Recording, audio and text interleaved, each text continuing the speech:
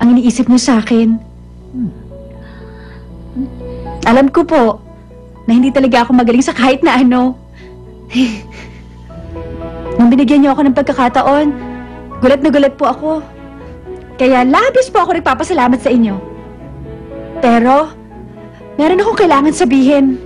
Kung ang estudyanteng pipiliin niyo ay may mataas na grades at nanalo ng maraming awards, sa madaling salita po, isa po siyang napakagaling na student. Kaya lang tamad siya at saka hindi marunong magsikap. Madaling sumuko dahil biglang lumakas ang hangin at ulan. Sa tingin ko, masasayang lang po ang pagkakataong ibibigay niyo sa kanya. Kaya naman, ako ang piliin niyo. Mabagal po akong kumikap kumpara sa iba. Pero hindi po ako sumusuko. Hanggang sa huli, nagsisikap ako. Alam niyo po, Noah Snail ang tawag sa akin ng lola ko. Ba't di niyo po subukang tumanggap ng snail?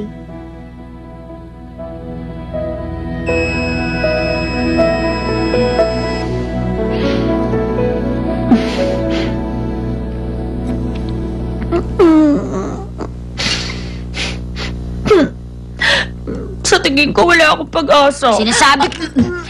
Honey, pwede ka pa namang mag-take ng regular exam? Ano ka ba? Oo nga. Ano? Sabay na kayo ni Jello na kumuha ng exam. Hindi ako mag-e-exam. Ha? Ano? Hindi ako mag-e-exam. Hindi ako magka-college. Pero bakit naman, anak? Ayoko sa mga university. Wala akong gagawin doon. Kung ganon, anong balak mo after graduation? Eh di, hahanap ng part-time job. Ano sinabi mo? Hindi isang biro ang buhay, ha? Sino ka ba sa akala mo? Kung ganon, paano ba ako dapat mabuhay? Ano? Hindi ko alam ang gagawin ko sa buhay. Kaya ayokong pumasok sa university. Ayoko maging sunod-sunuran, katulad ng ibang tao. Paano ba ako dapat mabuhay? Ano ba namang...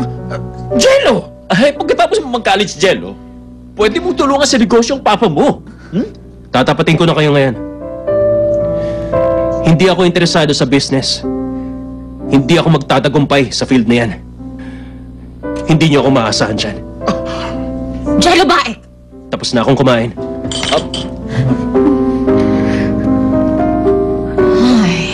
Ba't mo kung batang yun? Ano ba gusto niya mangyari? Pabayaan mo muna siya. Nagugulan lamang siya ngayon. Hayaan mo siya makapag-isip-isip. Ay, Huwag ka mag-alala. ay, okay, sige. Naging madali. Para kay Jello ang lahat ng bagay. Kaya tuloy, wala siyang motivation. Eh, Kailangan niya mahanap ang bagay na pupukaw sa interes niya. Gusto ko rin ma-experience ang feeling na yan.